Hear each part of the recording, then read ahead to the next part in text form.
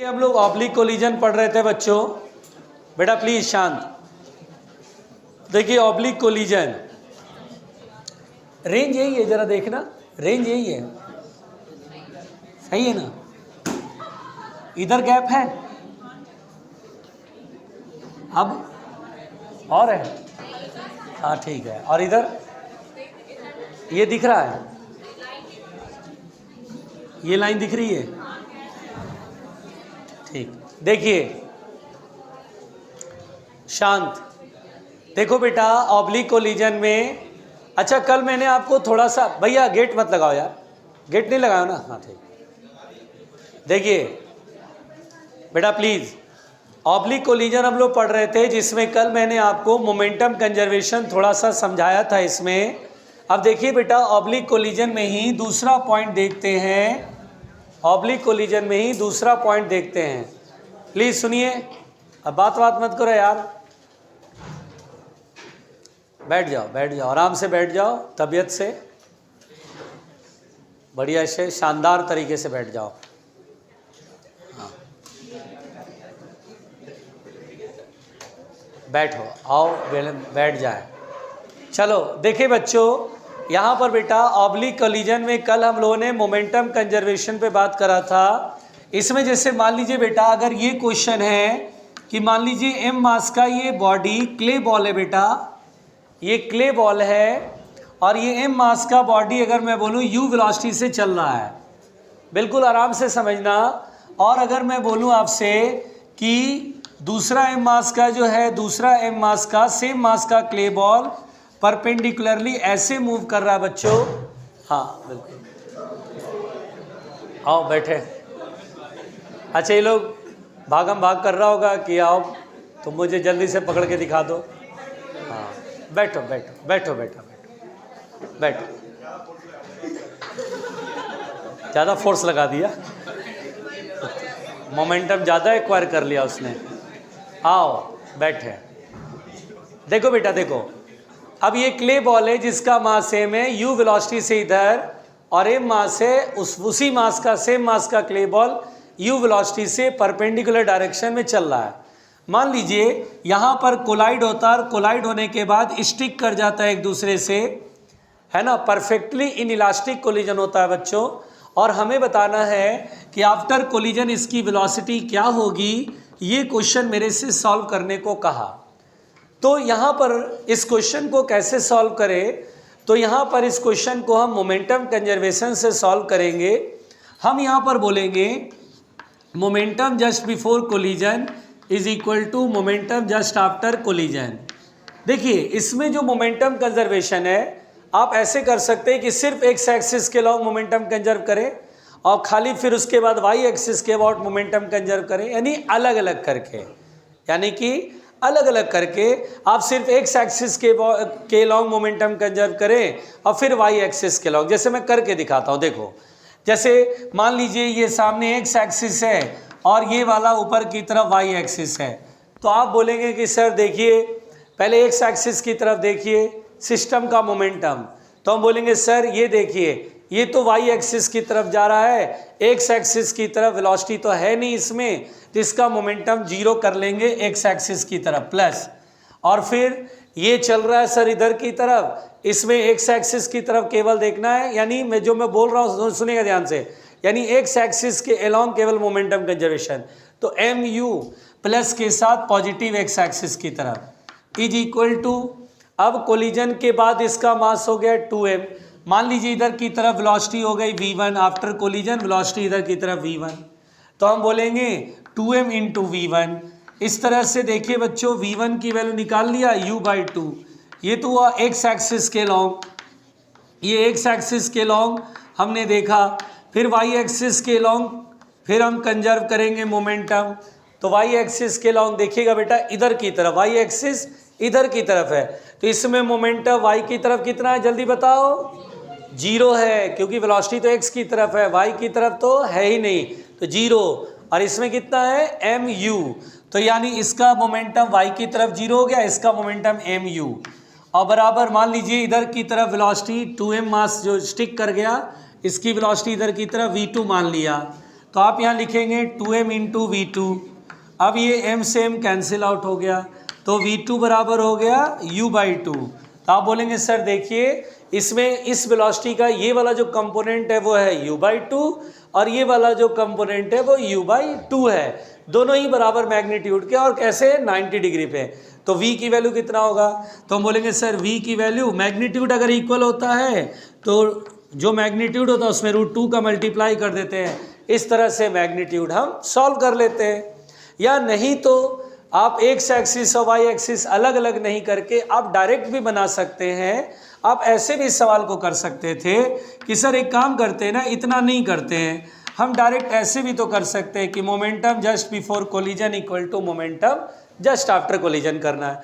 तो sir collision के पहले टोटल मोमेंटम लिखो, इसका मोमेंटम लिखो, तो ये एक्स एक्सिस की तरफ है तो mu_i लिख लो प्लस, और ये वाई एक्सिस की तरफ है तो mu_j लिख लो, और equal to just after collision, collision के बाद मुझे इसकी वेलोसिटी बतानी है तो 2m इंटू वी वैक्टर कर लो, वेलोसिटी वैक्टर।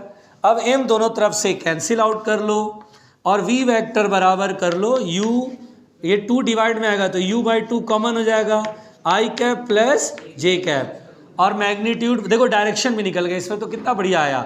और मैग्नीट्यूड कहेगा तो u/2 और √1 + 1 √2, तो आ गया भाई u/2 √2। तो यानी कुल मिलाकर बेटा यह क्वेश्चन बहुत आसान था, या तो आप अलग अलग करें या ऐसे बनाना ज़्यादा बेहतर है ना। इस टाइप का क्वेश्चन मिले तो आप ऐसे ही बनाइएगा कि आप total momentum initially equal to total momentum finally, इससे क्वेश्चन ईजिली बन रहा है। लिख लीजिए भाई, सब लोग लिखिए जल्दी से।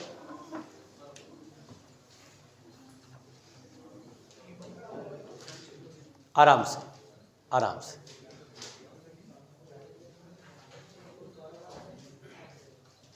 शांत शांत।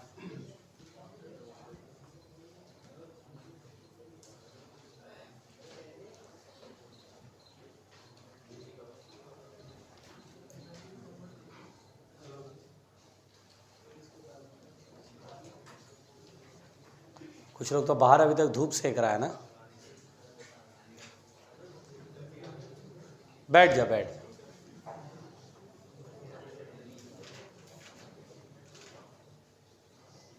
बातें नहीं भाई।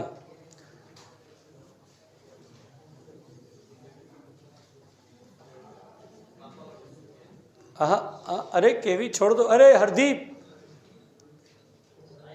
गलत बात है बेटा।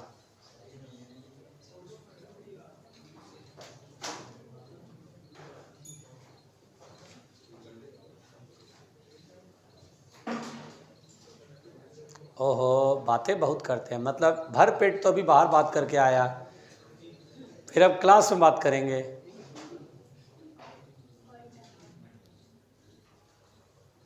थोड़ा जल्दी लिखिएगा प्लीज़।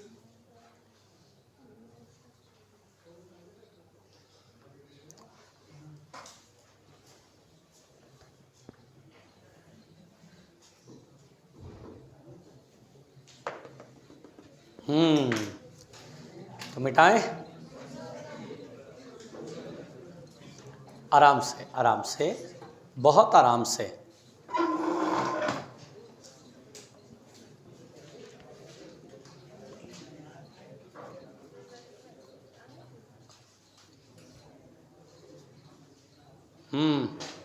मिटाया जाए। देखो तीसरी बात सुनो बेटा,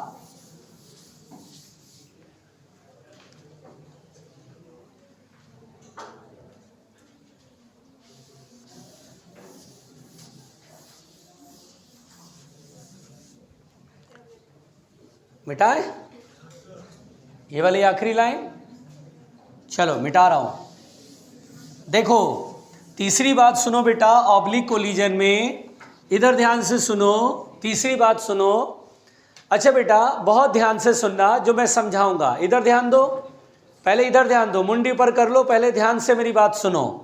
अच्छा बेटा ये जैसे मैंने कहा कि ये कोई मास m है, ये मास m है, इसका सेंटर ये है और ये स्फेयर है, इसका मास m है और ये रेस्ट में है। बहुत आराम से सुनना, ये रेस्ट में है। अब मैंने आपसे कहा कि एक ऐसे करके गेंद आ रहा है और ये गेंद इससे टकराएगा, ये बॉल इससे टकराएगा, बहुत आराम से समझना, और इसका सेंटर ये है, और ये ऐसे करके आ रहा है इधर u वेलोसिटी से, इस लाइन पे चलता हुआ आ रहा है। ये मान लीजिए a है, इसका भी मास m है और ये u वेलोसिटी से चल रहा है। अगर आप ध्यान से देखें बच्चों तो यहाँ पर मैंने ये लिखा हुआ है कि एक बॉडी रेस्ट में है। ये क्वेश्चन बहुत फेमस है, ये बहुत ही फेमस क्वेश्चन है, अच्छे से समझ जाओगे तो तुरंत आंसर दे दोगे। ये मास, दोनों के मास तो पहले सेम है और इसमें एक मूव कर रहा है और एक रेस्ट में है ना। तो दोनों के मास क्या है, सेम, और इसमें एक क्या हो रहा है, मूव कर रहा है, और दूसरा रेस्ट में है। ओके, इसे बी कह दो। अब यहां पर बेटा जब ये यहां पर ऐसे आगे टकराता है तो दोनों का सरफेस टकरा रहा है। ये ऐसे मैं एक लाइन खींच देता हूं, ये सरफेस ऐसे टकरा रहा है। तो दरअसल क्या होता है कि इस वेलोसिटी का मैं एक कंपोनेंट सरफेस के पैरेलल, देखो मैं ये लाइन को ध्यान में रख रहा हूं, और इस वेलोसिटी का एक कंपोनेंट सरफेस के पैरेलल और एक वेलोसिटी का कंपोनेंट सरफेस के परपेंडिकुलर तोड़ रहा हूं। जैसे देखिए, अगर आप ये फ्लोर पे कोई गेंद को ऐसे ऑब्लिकली गिराते हैं, ऐसे ऑब्लिकली आके टकराता है इस दीवार से, इस फ्लोर से, तो वेलोसिटी जब इधर की तरफ होती थी तो मैं वेलोसिटी का एक कंपोनेंट सरफेस के पैरेलल और एक सरफेस के परपेंडिकुलर तोड़ता था। इसलिए क्योंकि मुझे ये पता रहे कि वो कौन सी वेलोसिटी जिसकी वजह से सरफेस से टकरा रहा है, तो ये वाली वेलोसिटी जिसकी वजह से ये इससे कोलाइड हो रहा है। अगर केवल ये होता, ये नहीं होता, खाली ये वेलोसिटी होता तो ये सामने निकल जाता। तो यानी ये वाली जो वेलोसिटी है, इसी वेलोसिटी से ये फ्लोर के करीब आ रहा है, टकराएगा, और टकराने के बाद ये वाली वेलोसिटी की डायरेक्शन इधर हो जाती है और ये वाली वेलोसिटी एज इट इज रहती है। लाइक वैसा ही जैसे कि ये जो दोनों का सरफेस का कॉमन टेंजेंट है ये, तो ये जो वेलोसिटी, इसका एक कंपोनेंट मैंने इधर तोड़ा और एक कंपोनेंट इधर तोड़ा, तो ये वाला जो कंपोनेंट है वो सरफेस के पैरेलल है। मैं बोलूं कि बेटा ये वेलोसिटी नहीं है, तो ये सामने ऐसे चलते हुए निकल जाएगा, एकदम इसको लगेगा कि टच कर रहा है और स्मूथ है, कोई फ्रिक्शन नहीं, तो सामने ऐसे निकल जाएगा, इसको कुछ नहीं होगा, है ना। मैं बोलूँ ये वेलोसिटी नहीं है, केवल ये वेलोसिटी, तो सीधा निकल जाएगा, बिल्कुल जस्ट टच करता हुआ निकल जाएगा। क्या ये बी चल पाएगा? तो बोलेंगे नहीं चल पाएगा सर, क्यों नहीं चलेगा, ये तो सामने जा रहा है, सरफेस को धक्का मार ही नहीं पा रहा है। तो यहाँ पर ये बहुत क्लियर है बेटा कि ये जो u वेलोसिटी, इसका एक कंपोनेंट जो सरफेस के पैरेलल है, ये कोलिजन के लिए जिम्मेदार नहीं है, ये कोलिजन के लिए जिम्मेदार नहीं है। जिम्मेदार तो ये वाली वेलोसिटी है, जो ये वेलोसिटी है वो ऐसे इसको करीब लाया, टकराया, और टकराने के बाद ये आगे जाएगा, हो सकता है पीछे जाए या सेम डायरेक्शन में जाए, यानी यही वो वेलोसिटी जिसकी वजह से ए जो है वो बी से कोलाइड हो रहा है। बात समझ में आ रही है? तो यही वाली वेलोसिटी बेटा जो कोलिजन के लिए रिस्पॉन्सिबल है। अब अगर मैंने माना कि ये एंगल थीटा है, अगर ये एंगल थीटा है तो u का कंपोनेंट इधर होगा u साइन थीटा, और ये वाला कंपोनेंट जो होगा वो होगा u कॉस थीटा। अब मैंने आपसे कहा कि कोलिजन इज इलास्टिक। अगर कोलिजन इलास्टिक है, कोलिजन क्या बेटा? इलास्टिक। अगर मान लीजिए कोलिजन इज इलास्टिक, तो इलास्टिक कह लीजिए या परफेक्टली इलास्टिक एक ही बात है, तो कोलिजन इज इलास्टिक। तो अगर ऐसा होता है कि कोलिजन इलास्टिक है, तो याद करिए, अगर मैं आपसे कहूं कि ये m मास का बॉडी रेस्ट में है और ये m मास, देखिए मास सेम है, जैसे ही मास सेम होते हैं, टकराने वाले बॉडीज के मास सेम होते हैं, तो वेलोसिटी इंटरचेंज हो जाता है। तो अगर ये m मास रेस्ट में है और अगर ये u वेलोसिटी से चल रहा है बेटा, तो टकराने के बाद इलास्टिक कोलिजन में केवल होता है, ना ही इन इलास्टिक और ना ही परफेक्टली इलास्टिक। ये जो वेलोसिटी इंटरचेंज होता है ओनली इन इलास्टिक कोलिजन होता है। तो उस केस में क्या होता है, इसकी वेलोसिटी इसमें चली जाती है और इसकी वेलोसिटी इसमें आ जाती है।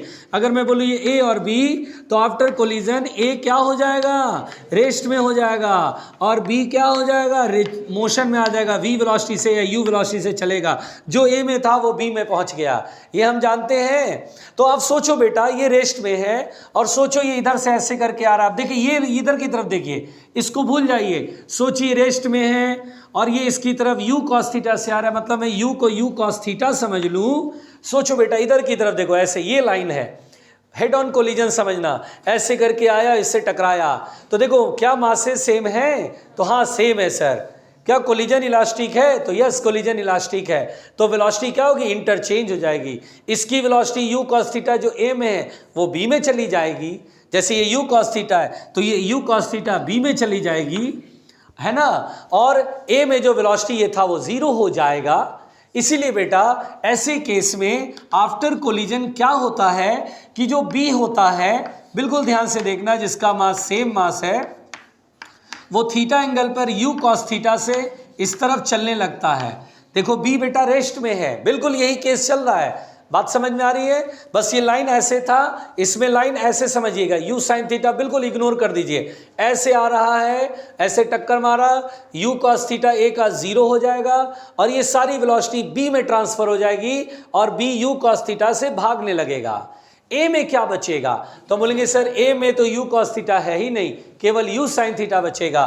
तो ये यू साइन थीटा इधर की तरफ है, तो ए जो है वो इधर की तरफ यू साइन थीटा से चलेगा। इसीलिए बेटा आफ्टर कोलिजन इनके बीच का जो एंगल होगा वो 90 डिग्री होगा, क्योंकि ये दोनों वेलोसिटी क्या है, एक दूसरे के परपेंडिकुलर हैं। इसीलिए बेटा हम लोगों से सवाल पूछा जाता है, थ्योरेटिकल यही पूछा जाता है कि अगर एक बॉडी रेस्ट में है और एक बॉडी मोशन में है, दोनों के मासेज इक्वल है और कोलिजन इलास्टिक है, तो बोलिए आफ्टर कोलिजन क्या होगा। तो हम बोलेंगे आफ्टर कोलिजन दोनों एक दूसरे के साथ 90 डिग्री के एंगल बनाते हुए मोशन करेंगे। और क्यों करेंगे, ये सिंपल एग्जांपल है, सिंपल एक्सप्लेनेशन है। यू कॉस थीटा से आ रहा था, मास सेम है, कोलिजन इलास्टिक है, तो इसमें वेलोसिटी खत्म होकर के वेलोसिटी इसमें बी में ट्रांसफर होगी। ए में केवल कौन सी वेलोसिटी बचेगी, यू साइन थीटा, और बी में बचेगा यू कॉस थीटा। इसीलिए दोनों एक दूसरे के साथ म्यूचुअली परपेंडिकुलरली मोशन करते हैं। तो सिंपल थ्योरेटिकल सवाल पूछा जाता है, आफ्टर कोलिजन दोनों जो लाइन चलेगा जिस लाइन ऑफ मोशन पे, उनके बीच का एंगल क्या होगा, तो हम बोलेंगे angle will be 90 degree mutually perpendicular. Clear हुआ ये बात, समझ में आया? लिखो।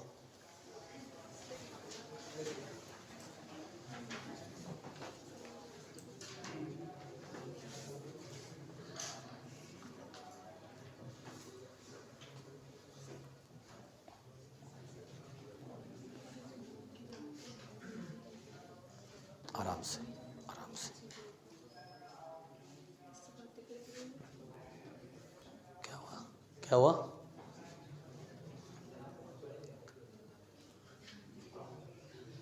क्या बोला?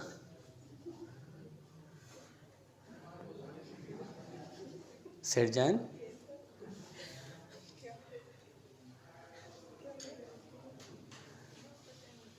आराम से, सब कुछ आराम से। कल कौन कौन लोग नहीं थे भाई, कल जो क्लास में नहीं आए थे? क्योंकि अगर ये सवाल मैं कल पूछूंगा तो बहुत लोग आएंगे, हाथ उठेगा।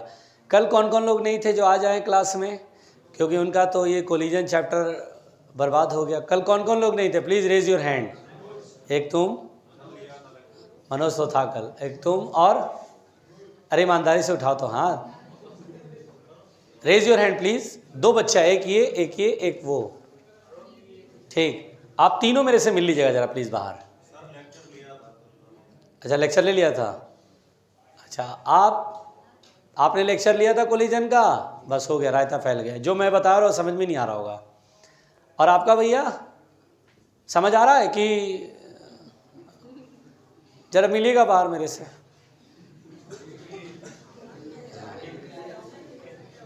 आराम से, आप जो लोग एब्सेंट थे वो मिल लीजिएगा, आप भी मिल लीजिएगा, आप भी मिल लीजिएगा, आप भी मिल लीजिएगा। अब थोड़ा आपके घर वालों से भी बात करते हैं हम कि एब्सेंट हो रहे हैं, देखिए ज़रा क्यों एब्सेंट हो रहे हैं। अब जो भी एब्सेंट होगा क्लास में, उनके घर में पेरेंट्स से बात करेंगे। और ये जो चल रहा है ना डेली आना जाना, ठीक है, क्योंकि क्या है कि पढ़ने में मोटिवेशन नहीं, डिमोटिवेट हो रहे हैं, एनर्जी डाउन हो रही है। और टाइम जैसे जैसे नज़दीक आता, पढ़ाई थोड़ी सिंसियरली और ज़्यादा होनी चाहिए। तो यहाँ लोग अपना जो है सो रहे हैं, कभी मन करके आ गए।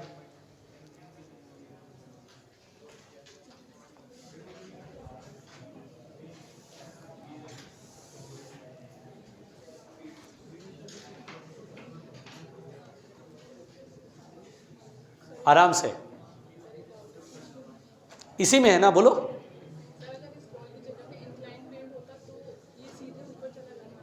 ऐसा कुछ नहीं है, इंक्लाइंड प्लेन होता तो इंक्लाइंड प्लेन की तरह बात करते हैं, वो अलग है, ये अलग है।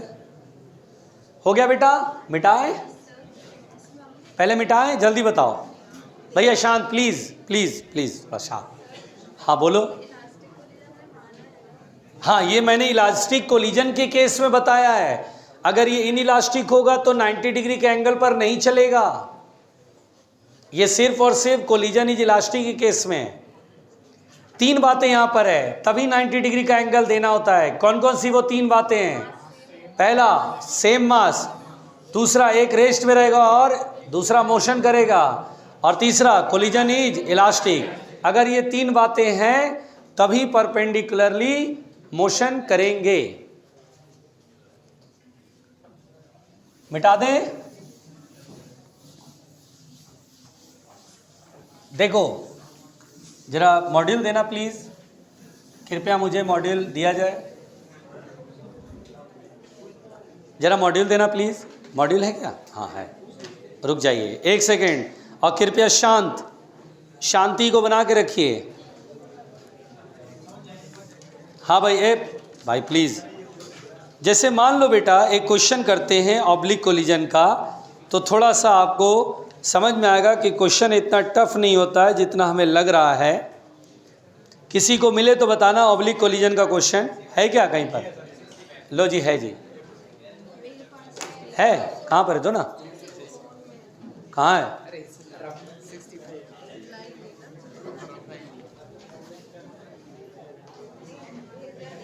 अरे 65 क्वेश्चन ऑब्लिक कोलिजन का थोड़ी ना है। मैं तो ऑब्लिक कोलिजन का, क्या किसी के पास ऑब्लिक? ये क्या है बेटा? अच्छा देखिए क्वेश्चन क्या पूछा गया बेटा, जरा सुनिएगा, मैं बात कर लूं। अच्छा, ये क्वेश्चन थोड़ा सा तो कहते हैं जो लेवल उससे थोड़ा सा ऊपर है, बताऊं या ना बताऊं? बता दूं? हाँ, लेकिन मुझे मालूम है कि क्वेश्चन समझते समझते बीच में रास्ते में कुछ लोग लेट जाएंगे। क्वेश्चन जब मैं बना रहा हूँगा तो अब तक वो गायब हो चुके होंगे। तो देखते हैं, क्वेश्चन है बेटा, सुन लीजिए ध्यान से। यहाँ पर कह रहा है कि एक स्मूथ सरफेस है, देयर इज नो फ्रिक्शन यहाँ पर फ्लोर पे, और एक गेंद रखा है, सुनिएगा ध्यान से, एम मास का ये गेंद रखा है और ये भी एम मास का गेंद रखा है। बिल्कुल आराम से सुनिएगा। और जिसका रेडियस आर है, इसका भी रेडियस आर है। आराम से सुनिएगा प्लीज। ऐसा अक्सर होता है कि जैसे 2 गेंद सटा के रखा हुआ है और तीसरे गेंद को ऊपर से गिराया जा रहा है, बस उसके बाद तो रायता फैल गया। उसके बाद तो रायता, और तीसरे गेंद को ऊपर से गिराया जा रहा है मुंडी ऊपर रख के, मुंडी ऊपर रख के। सुनिएगा ध्यान से, m/2 और इसका रेडियस r/2 है। बस कुछ लोग बोले बस हो गया, है ना। E = 1 है, कोफिशिएंट ऑफ रेस्टिट्यूशन 1 है। तो जैसे ही गिराया गया, कहाँ से गिराया गया? एच हाइट से गिराया गया। देखिए एच हाइट से इसको गिराया गया है, तो एच हाइट से जब गिराएंगे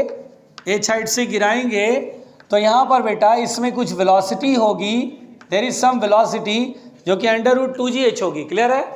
अब जैसे ही गिरेगा तो ये इधर भागता है और ये इधर भागता है, हमें ये वेलोसिटी बतानी है।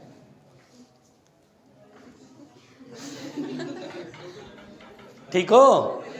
अच्छा, आप चिंता मत करो, पहले क्वेश्चन समझो। बनाने का काम मेरा है, इसलिए मैंने बोला ये थोड़ा सा एबव द एवरेज है, लेकिन सीखने को बहुत कुछ मिलेगा और कंसेप्ट क्लियर होगा।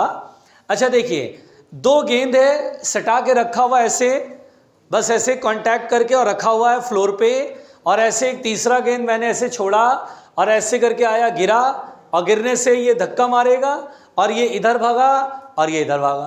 क्लियर हो गया? तो अब हम यहाँ पर बेटा वेलोसिटी निकालनी है। हाँ, जितनी वेलोसिटी से इधर जा रहा उतनी वेलोसिटी से ये, यही वेलोसिटी हमें सॉल्व करनी है। इस क्वेश्चन को मैं कैसे बनाऊंगा यह सुनिए। हमें पता है अगर एच हाइट से ये गिरेगा तो यहाँ पर वेलोसिटी √2gh होगा। क्लियर। अब मैं सोचूंगा कि देखिए ये गेंद जो है, किसी एक गेंद को पकड़ लीजिए, ये इससे टकरा रहा है। तो जब ये इससे टकराएगा तो आप जरा सोचिए बेटा, अभी मैंने आपको बताया, बहुत आराम से सुनिएगा, अभी मैंने बहुत आराम से समझाया, ये एक गेंद जो कि रेस्ट में है, आराम से सुनिएगा, एम मास का ये गेंद जिसका रेडियस आर है, और दूसरा गेंद बेचारा ये छोटा है थोड़ा सा, है ना, ठीक। सोचिए बेटा, इसमें वेलोसिटी नीचे की तरफ है v। मैंने ये बताया कि ये जो सरफेस है दोनों का कांटेक्ट ऐसे है, यह कॉमन लाइन मैंने खींच दिया।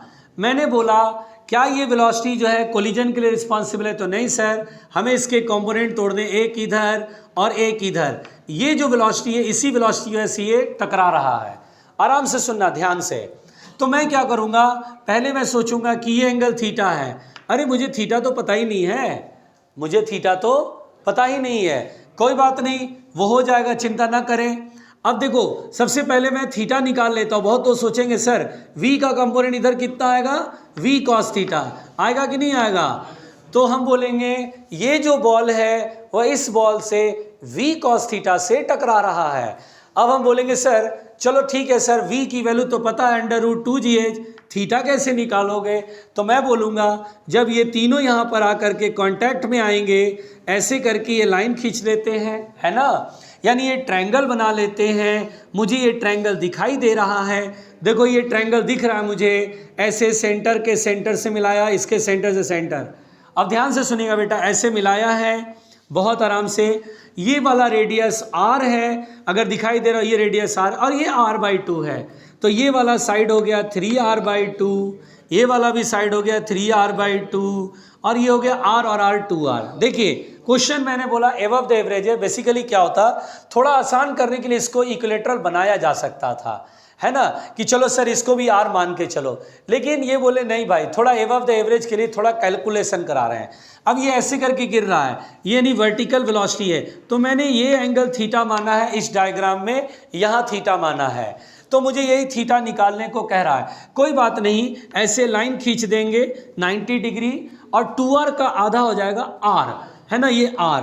तो क्यों ना हम इस ट्रायंगल से, ये जो ट्रायंगल है इसमें थीटा के सामने परपेंडिकुलर है और ये हाइपोटेनियस, ये बेस है ना, समझ में आ रहा है? अगर मुझसे कह रहा है देखिए मुझे कॉस की जरूरत पड़ेगी, किसकी जरूरत पड़ेगी? कॉस थीटा की जरूरत पड़ेगी। एक काम करते हैं, यहाँ से साइन थीटा निकाल लेते हैं। साइन थीटा होगा perpendicular upon base, sorry perpendicular अपॉर्टेनियर, r/3r/2, r से r कैंसिल 2/3। तब मुझे कॉस थीटा चाहिए होता है, तो साइन से कॉस निकालने का हमारा टेक्निक है राइट एंगल ट्रायंगल बना के ये परपेंडिकुलर समझेंगे और ये हाइपोटेनियस समझेंगे। ये कितना का बेटा, √5 आएगा क्या? देखिए कैसे, पाइथागोरस थ्योरम, 3 का स्क्वायर 9, 9 में से 4 गया 5, √5। तो देखिए बनाते समय मैं डर नहीं रहा हूँ, बल्कि बहुत आराम से धैर्यपूर्वक बना रहा हूँ, क्योंकि कॉन्सेप्ट मेरा क्लियर है तो आंसर आएगा। तो अब मेरे पास cos थीटा की जरूरत पड़ रही है, तो cos theta base upon hypotenuse यानी √5/3। तो चलिए cos थीटा का जुगाड़ मेरे पास आ गया, √5/3 लिख लेता हूँ। तो मैं बोलूँगा सर √5v/3। अब मैं सोचूंगा कि सर देखो, अब ये गेंद ऐसे आया और ये गेंद इससे आके टकरा गया, यानी नाउ अब ये केस ऐसा है कि ये m/2 मास का ये बॉडी, और ये चल रहा है √5v/3 से, और ये जो है m मास के एक गेंद से इलास्टिकली टकराता है, E = 1। ये ऐसे करके टकरा रहा है ना। तो ये देखिए, ये डायग्राम मैंने यहाँ बनाया, ये वाली वेलोसिटी मैंने √5v/3 यहाँ दिखाया, ये मास रेस्ट में मैंने रेस्ट मान लिया, और आफ्टर कोलिजन मेरे को इसकी वेलोसिटी में कोई इंटरेस्ट नहीं है, वो जो भी होगा वो अपनी जगह पे होगा। मुझे तो m/2 की वेलोसिटी, सॉरी ये m/2 है ना, मुझे तो m मास की वेलोसिटी से मतलब है कि ये कम वक्त वेलोसिटी इधर टकराने के बाद कितनी वेलोसिटी से इधर जाएगा उससे मतलब है, वो मैं v2 मान लेता, और ये v1 याद होगा आपको, ऐसे करके मैंने v1 v2 माना करता था। अब याद करिए बेटा, हमने इलास्टिक कोलिजन में आफ्टर कोलिजन v1 और v2 के फॉर्मूले आप लोग को सिखाए थे। तो v2 का फॉर्मूला कैसे करते थे, पहले नीचे दोनों मासेस का सम, m में m/2 ऐड करेंगे तो कितना आएगा, 3m/2। चलिए भाई ऊपर क्या लिखते हैं, अच्छा यहाँ u1 और फिर यहाँ पे 3m/2 और u2, ऐसे ही होता था ना। अच्छा u2 तो 0 है, देखिए रेस्ट में है, देखिए ये रेस्ट में है, ये रुका हुआ है यहाँ पर, तो ये रेस्ट में, तो ये जीरो में कुछ भी मल्टीप्लाई करेंगे तो ये जीरो आ जाएगा। तो देखिए बहुत सावधानी से इससे मैं मिटा दे रहा हूँ, मैं नहीं लिख रहा हूँ, जीरो है वो। अब मैं इधर सेंटर में 2 है और स्टेट में ये, तो बोलेगा मैं ही अपना मास रखूंगा हर जगह। क्या लिखते थे, 2m लिखते थे ना, याद है? तो 2m1 लिखते थे, तो 2m1, m1 कौन है, m या m/2, m/2, तो m/2 से 2 कट गया। अब यहाँ आ गया, देखिए ये 2 पर आएगा बेटा, और m से m काट दूँ तो 2 पर आ गया, 2/3, और u1 कितना है देखिए जरा मेरे पास, √5v/3। अभी मैं बिल्कुल भी डर नहीं रहा हूँ, v की वैल्यू बाद में रख लूँगा, √2g जो तो मुझे मालूम है। तो पहली बात तो v2 निकाल लिया मैंने। तो सोचिए आफ्टर कोलिजन जब ये इससे टकराता है तो इसमें वेलोसिटी इधर की तरफ v2 है, परंतु ये आगे जमीन है, जब ये ऐसे करके धक्का मारेगा तो गेंद इस सरफेस पे ऐसे चलना चाहेगा, v2 वेलोसिटी से नहीं चलना चाहेगा क्या? अगर ये नहीं होता तो v2 वेलोसिटी से चलता, लेकिन ये क्या, जैसे टकराया तो जमीन से टकरा गया, और टकराने के बाद उछल नहीं रहा है, सीधा चल रहा है। तो हम बोलेंगे सर एक काम करो, v2 का एक कंपोनेंट इधर तोड़ दो। ये देखो अब इसमें वेलोसिटी v2 आ गई, अब v2 का कंपोनेंट एक इधर तोड़ दो और एक इधर। अच्छा देखो ये थीटा है मेरे पास, माना था ना थीटा, तो ये क्या होगा, थीटा, ये लाइन पैरेलल, ये थीटा, तो v2 का कंपोनेंट इधर कितना का बेटा, v2, और यही v2 साइन, ये v2 cos थीटा टकराने के बाद जीरो हो गया, और यही v2 साइन थीटा से जा रहा है, तो v की वैल्यू कितना होगा, v2, यस। तो मेरे को बस यहाँ पे मैं आंसर लिख रहा हूँ, v बराबर लिखूंगा v2 साइन थीटा। v2 कितना है, देखो v2 ये है ना, कितना है, 2√5/9v इंटू जल्दी साइन थीटा, v2 का कंपोनेंट v2 साइन थीटा, यही वेलोसिटी है इसमें। तो साइन थीटा बताइए यहाँ से कितना आ रहा है, 2 बाई, बस अब यहाँ 2/3, तो देखते हैं कितना आता है, 2 जा 4, 4/27 √5, और v की वैल्यू √2gh। भैया तुम मिलाओ आंसर पहले, एक मिनट। ये तो मना कर रहा, बोला ना तुम गलत बनाते हो, ये बोला तुम गलत बनाते हो। एक मिनट, अब तुम ऐसे करके सोचो मत,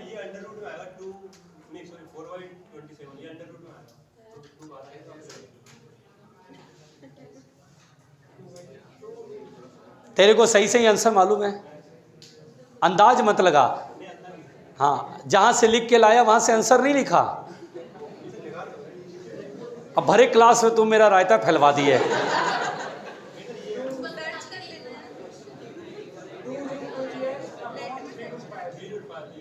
क्या है, 2 हाँ अपॉन में 3√5 है, जी का टर्म है ना, √2gh, और इंटू में,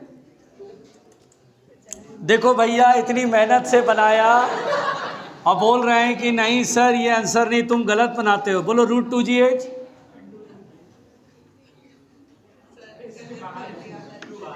हाँ अपॉन में 3√5, गलत हुआ तो जान ले लूंगा, याद रखियो है। ये देखो ये गए, अच्छा ये एक मिनट, कहाँ से लिख के लाए हो, कौन सा बुक है? ना एसी वर्मा का नहीं है, अरे नहीं है भाई, अरे गारंटी दे रहा हूँ, ये किसी और बुक का, अरिहंत वरियंत का बुक का है, और तुम जहाँ से लिख के लाए हो ना, एकदम तुम कंफर्म हो? देखो कंफर्म नहीं है। अच्छा एक काम करते हैं, मैंने बनाया, आप इसको नोट कर लो, और उसके बाद घर पे जा कर के आंसर मिलाना, कुछ गलत आए तो ज़रूर बताना मुझे, कल की क्लास में देख लेंगे। बोलो क्लियर? अच्छा देखिए मैंने कहीं भी गलत करा हो तो देख लीजिए। पहली बात तो मैंने क्या करा, √2gh स्पीड से v आएगा, v का मैंने कंपोनेंट v cos थीटा सही तोड़ा, थीटा जो मैंने निकाला वो यहाँ से निकाला, 3r/2 ये 2r ही होगा ना, r और r 2r परपेंडिकुलर ड्रॉ किया, आधा बांट देगा क्योंकि आइसोसेलेस ट्रायंगल है, दो साइड्स इक्वल होते हैं तो आइसोसेलेस। r ये साइन थीटा की value perpendicular upon hypotenuse, 2r/, r/3r/2 सही है बेटा। एक काम करना ना, इसको कोई भी जाके गूगल कर सकता है। ये क्वेश्चन तुम गूगल पे करोगे ना, ऐसे गूगल पे टाइप करोगे ना, क्वेश्चन का 2 लाइन से आगे का 4-5 वर्ड्स टाइप करोगे ना, तो उसका वो आंसर निकाल के दे देता है कि भैया आंसर इतना है। ये गूगल का ही है। अच्छा, तुमको किसी ने पूछा था और तुमने आगे क्लास में रायता बना दिया। खैर बेटा प्लीज़ प्लीज़ प्लीज़, आंसर ये है मेरा, और आप इसको नोट कर ली, केवल इतना ही नोट कर लीजिए, और क्वेश्चन का आगे का 2 लाइन नोट कर सकते हैं। तुमने तो 2 लाइन भी नहीं लिखा, तुमने तो सीधा डायग्राम बनाया था। अच्छा कोई बात नहीं, खैर आप लोग लिखेंगे या मैं मिटा दूँ? अच्छा, जिस क्वेश्चन के आंसर पे ही इतना बड़ा संदेह है तो हम क्यों लिखे, है ना? पहले तो यही प्रॉब्लम है, संदेह है तो क्यों लिखे। अच्छा वो बच्चा लिख रहा है, उसको लिख ले दीजिए। लेकिन आप लोगों को सीखने को मिला कि मैं कैसे सॉल्व कर रहा हूँ, कंपोनेंट कैसे तोड़ रहा हूँ, कौन सी वेलोसिटी कंसीडर कर रहा हूँ, और किस तरह का ये फॉर्मूला मैं इस्तेमाल कर रहा हूँ। यही बेसिक कॉन्सेप्ट है। ये क्लियर रहेगा, सवाल बनेगा। किसी को ऑब्लिक कोलिजन का कोई एक आध सवाल नजर आए तो प्लीज़ मुझे बताओ यार, क्योंकि ऑब्लिक कोलिजन कंप्लीट हो गया, चैप्टर समाप्त हो गया है। नहीं, याद वाला नहीं, वर्चुअल डॉट्स नहीं लूँगा। यहाँ वर्चुअल डॉट्स लेकर रायता फैला हुआ देख रहे हो। इतनी मेहनत से मैं बोर्ड पे बनाया कुछ, अब बोलता है नहीं आंसर। लो कमाल हो गया भाई। शांत शांत। ये लोग कहते हैं भरे क्लास में ना रायता फैला देना। टीचर का रायता फैल गया भाई। लो हाँ भाई, चलिए ऑब्लिक कोलिजन का सवाल मिलेगा तो मिलेगा। ये देखिए हाँ, लेवल 1, लेवल 2, क्वेश्चन नंबर 14। बहुत बढ़िया बेटा। चलिए ये तो अभी कराया, ये तो वही है जो मैंने अभी कराया, ये तो मैं वही है जो मैंने अभी कराया। अच्छा चलिए क्वेश्चन नंबर 13 इसी पर है। चलिए चलो मैं मिटाऊं या फिर क्या करूं? तुम लोग का इंटरनेट वगैरह नहीं चल रहा है? गूगल करो ना, एक गूगल करो ना। क्या होता है मेरे अंदर में भी कुछ कुछ हो जाता है, जब आंसर नहीं आता है ना तो मेरा भी कुछ कुछ हो जाता है। हाँ। क्या बोल रही? फ़ोन नहीं है? अच्छा हाँ, अब उसको ना गूगल कर सकते हो, यू कैन गूगल इट। मिटाए? अब गड़बड़ किया ना तो ए शांत। देखो रायता फैल गया, क्लास के अंदर बहुत भयंकर रायता फैला हुआ है। कृपया शांति बना के रखें। मिटाए? अरे छोड़ दो, अरे दीदी बहुत टाइम लगेगा, रहने दो। इतना टाइम तक मैं वेट नहीं करने वाला, रहने दो। वो तो इसने पूछ लिया, अब मैं भी जो उसमें आगे बताने लगा। देखिए अच्छा बेटा, एक सवाल है ऑब्लिक कोलिजन का ही। प्लीज प्लीज देखिए ध्यान से, प्लीज। ऑब्लिक कोलिजन का ही एक सवाल है और उसे ध्यान से समझिएगा, मैं बता रहा हूं, और मुंडी ऊपर कर लीजिए अगर सीखना है तो। अरे देखिए क्वेश्चन है बेटा, अ पार्टिकल ऑफ मास m, सुनिएगा पहले ध्यान से। अरे बातचीत तो छोड़ दो, पीछे मीटिंग बनी हुई है, पूरा पंचायत बैठा हुआ पीछे और हो रहा है भाई कि चुनाव में किसको हराना है और किसको निपटा देना है। अरे भाई पूरा पंचायत बैठा हुआ है, भैया थोड़ा पढ़ ले भाई। देखिए a particle of mass small m, देखिए बेटा एक पार्टिकल है जिसका मास स्मॉल m है, collides perfectly elastically with another particle of mass 2m। यानी बेटा ये एक दूसरे पार्टिकल 2m से टकराता, अभी क्वेश्चन को पढ़ रहा हूं तो समझ में आएगा कि कैसे हेड ऑन है, ऑब्लिक है, सब समझ में आएगा, रुकिएगा। If the incident particle is deflected by 90 degree, yes. अब ये खेल देखिए, यानी ये कुछ ऐसा होगा कि 2m मास का पार्टिकल ऐसे होगा, जिसे मैं एक स्फेरिकल शेप दे रहा हूं, क्योंकि अगर दोनों ही पार्टिकल पॉइंट साइज के होंगे तो कोलिजन हमेशा हेड ऑन हो जाएगा। यहां पर बेटा हेड ऑन कोलिजन हो जाएगा, इसीलिए मैं यहां पर देयर इज सम साइज, कुछ साइज होना चाहिए ना, तभी तो ऑब्लिक कोलिजन होगा। और आफ्टर कोलिजन ये जैसे आकर के ऐसे टकराया, तो टकराने के बाद ये 90 डिग्री के एंगल पर इधर मुड़ गया। कौन? m मास का ये छोटा सा पार्टिकल। तो कह रहा है question, if the incident particle is deflected bye, incident का तो जो आके गिर रहा है बेटा, वो ऐसे आया और टकराने के बाद परपेंडिकुलरली 90 डिग्री के एंगल पर डिफ्लेक्ट कर गया। तो बोलता है the heavy mass will make an angle with the initial direction of m। अब देखिए इनिशियल डायरेक्शन ऑफ m तो ये है, तो जो हैवी मास है वो इस एंगल से, यानी इस लाइन से कितने एंगल पर बनाता हुआ इधर की ओर मूव करेगा, ये मुझे बताना है, थीटा बताना है बेटा। अब सुनिए, आराम से सुनिएगा। तो यहाँ पर बोलता है कि एंगल बताइए, और ऑप्शन में 15 डिग्री, 30 डिग्री, 45 डिग्री, 60 डिग्री।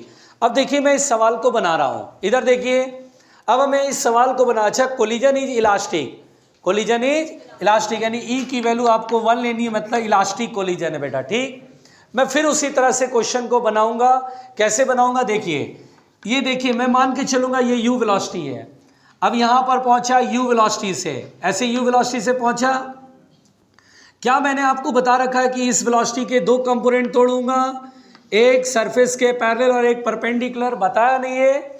बिल्कुल सिंपल अप्रोच है बेटा। देखिए ये आपको बार बार यही करना है। अच्छा अगर ये थीटा एंगल है तो ये भी थीटा ही एंगल होगा ना, ऐसे टकराएगा तो ये सामने चलेगा। बोलो क्लियर है? तो मुझे थीटा निकालना है कुल मिलाकर के। u का कंपोनेंट इधर कितना आएगा जल्दी बताओ? u साइन थीटा, और इधर कितना होगा?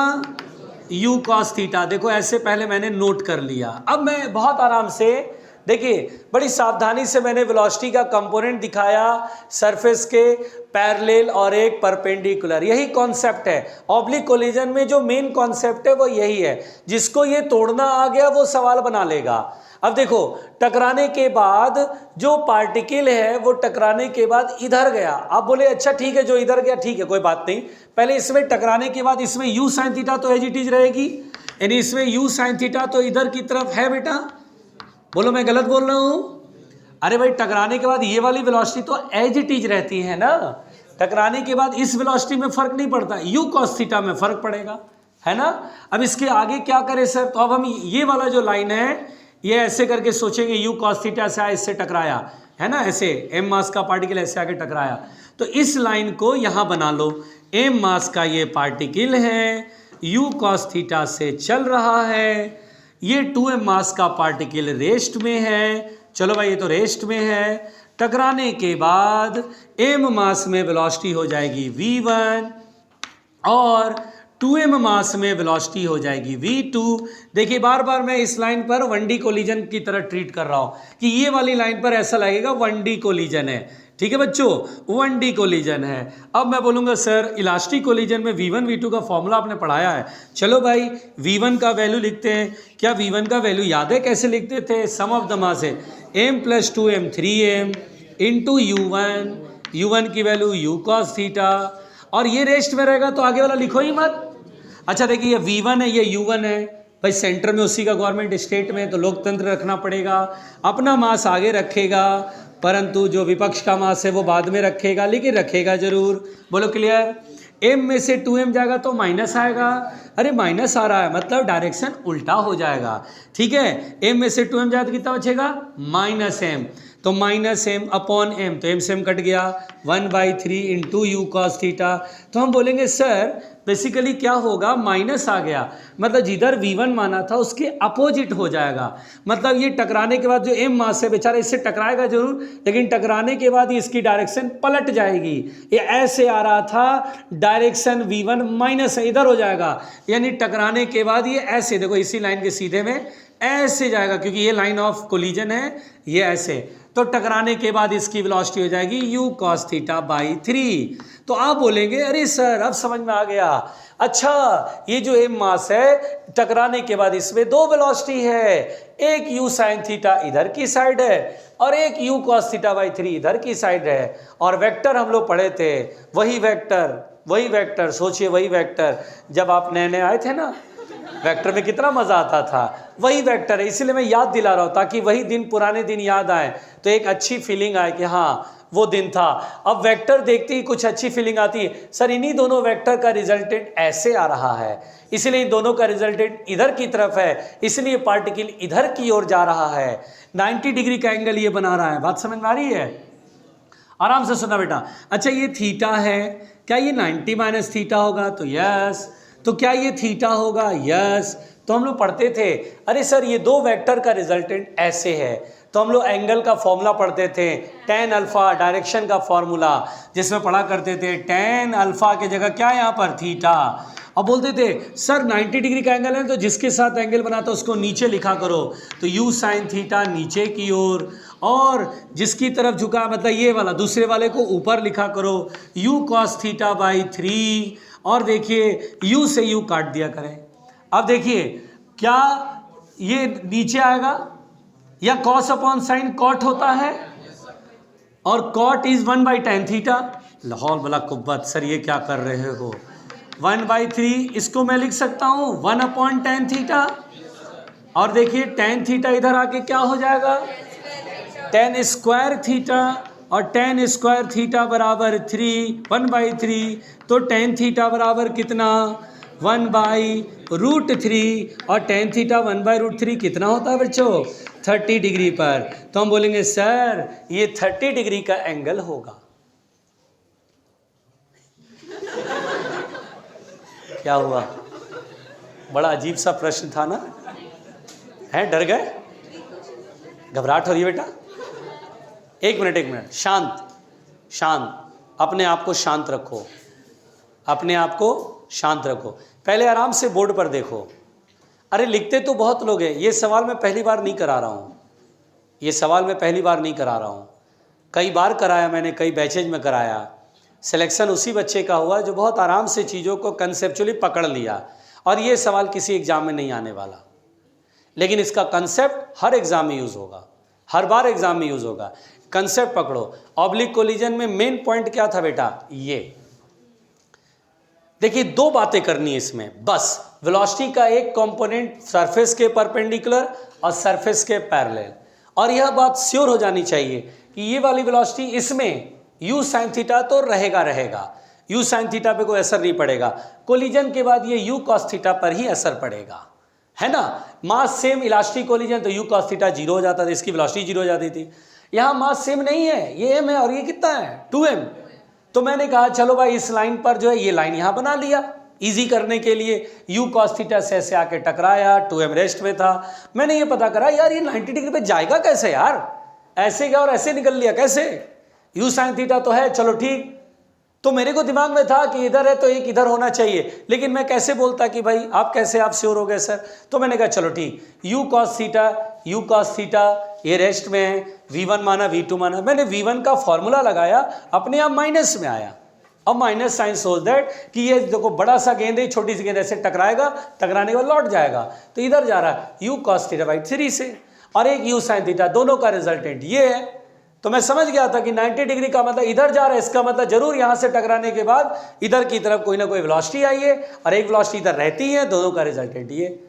और 90 डिग्री है तो कितना मजा आया, देखो ये थीटा तो ये 90 माइनस थीटा, और ये पूरा 90 है तो ये थीटा हो गया, और तुरंत वेक्टर का कंसेप्ट हमने लगाया और क्वेश्चन सॉल्व हो गया। ये कॉन्सेप्ट है जो आपको समझना पड़ेगा। बोलो थोड़ा सा समझ में आया? अब लिख लो इसे, अब लिख लो और आंसर मिला लो, आंसर मिला लो, देखो कि कंसेप्ट हम सही बता रहे कि नहीं बता रहे। मैं बता देता हूँ, पेज नंबर 1.22 क्वेश्चन नंबर 13 सही है, देखा मिलाया। अब वो बेटा वो जो तुमने ना वो मैंने लिख रखा है यहाँ पे, प्लीज़ गूगल करिए, कुछ है ऐसा जो पिछला क्वेश्चन का मिला गूगल पे? तुम लोग भी कमाल हो यार।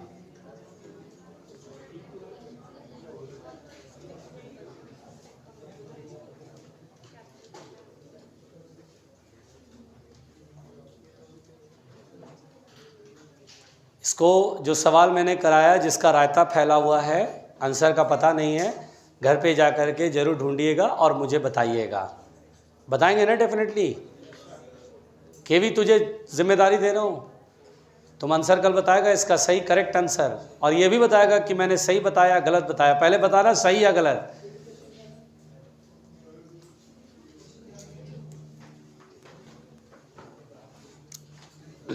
मिटा दें।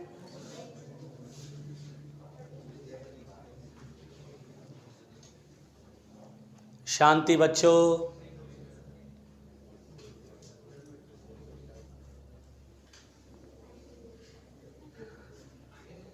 ओए आगे देखो आराम से। बड़ा कष्ट है यार, फिजिक्स का देख करके एकदम चक्कर आने लगता है नहीं।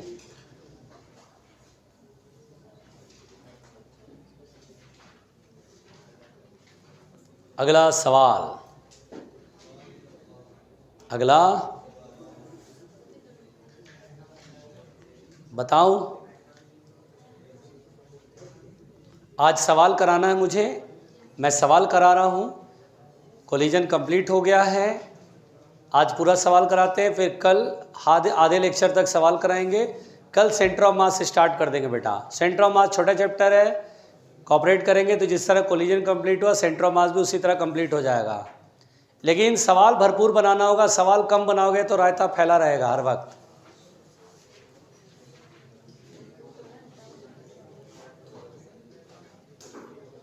मिटा दें।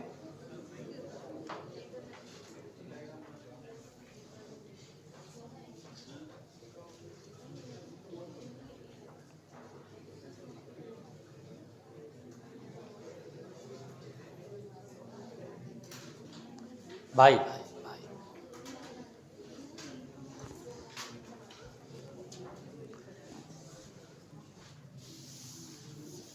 चलिए देखिए बेटा सवालों की बौछार।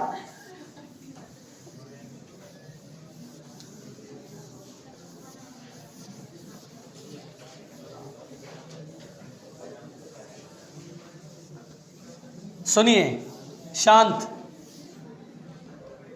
बच्चों, थोड़ा सा शांत रहना प्लीज। देखिए यह सवाल मेरे पास बार बार घूम घूम के आया है, ये सवाल मैं बता देता हूं बच्चों। जैसे देखिए ये जो सवाल है इसमें ये देखिए ये x है और ये ऐसे करके फोर्स है F और x। प्लीज़ बेटा प्लीज़ बातें नहीं करो। और इस तरह से ये ग्राफ बनाया गया बेटा। शांत भाई शांत, अरे थोड़ा शांति बना के रख लो। 10 न्यूटन, 5 न्यूटन, अरे कम वक्त, 1 मीटर, 3 मीटर, 5 मीटर और 7 मीटर, x मीटर में बेटा। ये जो ग्राफ है बेटा, इस क्वेश्चन को मैं पढ़ रहा हूं, ध्यान से सुनिएगा। Figure shows force and displacement graph for a particle of mass 2 kg, यानी m इक्वल टू 2 kg और इनिशियल वेलोसिटी है 0। बोल रहा है स्टार्टिंग फ्रॉम रेस्ट एक 2 kg पर बेटा फोर्स इस तरह से लगता है जो कि डिस्प्लेसमेंट के साथ इस तरह वेरी कर रहा है। पहला क्वेश्चन बोलता है the maximum speed of the particle at x बराबर क्या, यानी मैक्सिमम स्पीड कब होगा, x की वैल्यू क्या होगी जिस समय स्पीड मैक्सिमम होगा। जब तक बेटा पॉजिटिव वर्क हो रहा होगा तब तक उसकी काइनेटिक एनर्जी बढ़ रही होगी। पॉजिटिव वर्क देखिए, फोर्स और डिस्प्लेसमेंट में इतना दूर ग्राफ जो है इसमें पॉजिटिव वर्क आ रहा है, एरिया निकालो तो वर्क आता है, ये पॉजिटिव है। नीचे की साइड रहेगा तो नेगेटिव वर्क बोलेंगे। तो जब तक पॉजिटिव वर्क हो रहा है तब तक हम बोलेंगे कि यहाँ पर काइनेटिक एनर्जी बढ़ती चली जाएगी पॉजिटिव वर्क की वजह से। नेगेटिव वर्क होने से काइनेटिक एनर्जी डिक्रीज हो जाती है, ठीक है ना।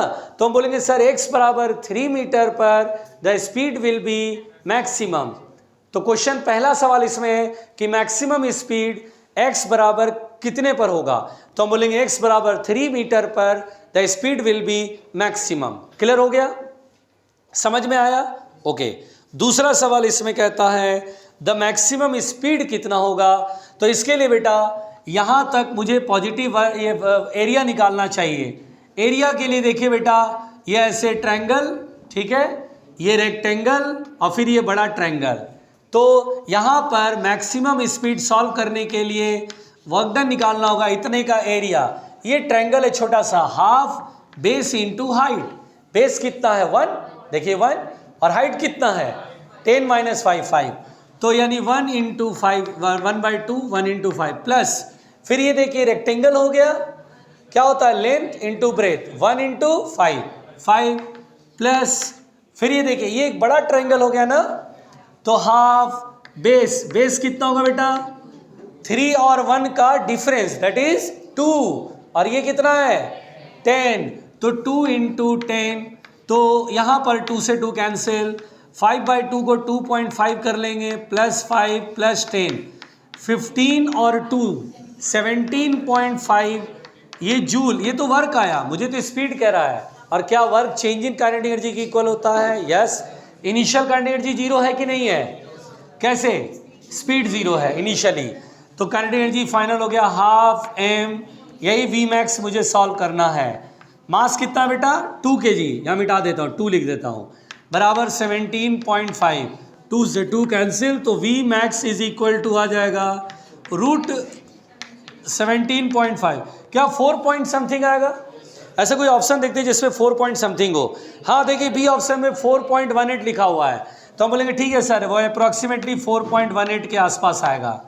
तो अब यहाँ पर ये देखिए हमारा सॉल्व होके आ गया। तो पहला और दूसरा है तो जाहिर सी बात है सेकंड ऑप्शन आपको दिख रहा है ना। तीसरे बोला है, तीसरा बना देते बेटा, the particle once again has its zero speed. रुक जा बोलता है, अच्छा देखिए तीसरा प्रश्न इसमें बोलता है वह एक्स की वैल्यू बताओ जहां पर स्पीड जीरो हो गई, जहां स्पीड यानी टोटल वर्क डन जीरो हो गया। एक मिनट, जब टोटल वर्क डन जीरो तो काइनेटिक एनर्जी में चेंज भी तो जीरो होगा। इनिशियली जीरो था तो फाइनली जीरो होगा। यानी देखो जितना पॉजिटिव एरिया उतना नेगेटिव एरिया ढूंढेंगे, है ना। पहले इतने का एरिया देख लेते हैं।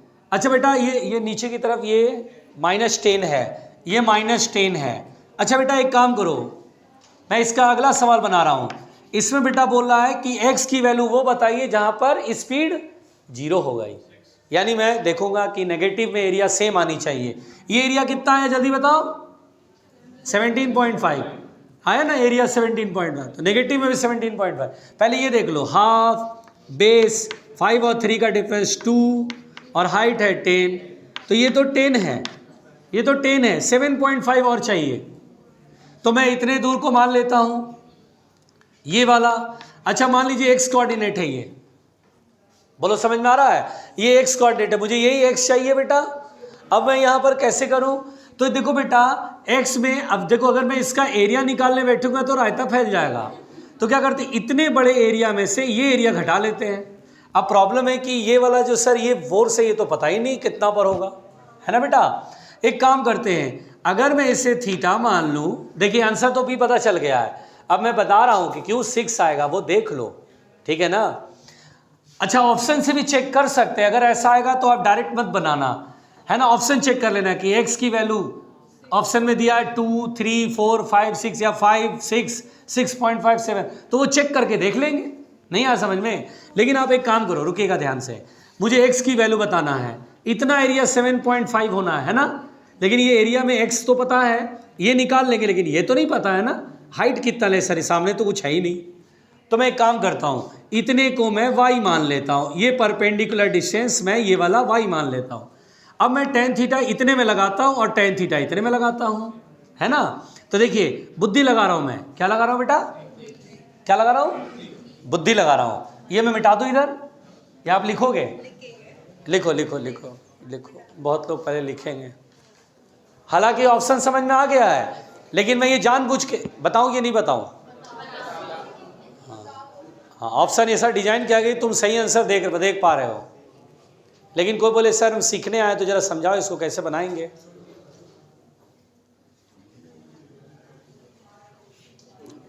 कुछ लोगों को पढ़ने का तो मन करता नहीं है। दिमाग लगाना सर हमारा काम नहीं है ही नहीं, गोबर भर गया है। जैसे ही फिजिक्स बोलते हैं तो बस दिमाग में गोबर आ जाता है, नहीं, दिमाग में गोबर भर जाता है।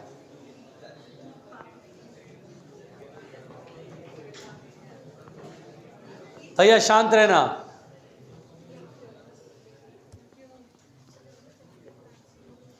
कृपया जल्दी लिखो, बड़े मन से लिख रहा होगा कि चलो सॉल्यूशन मिल गया एक।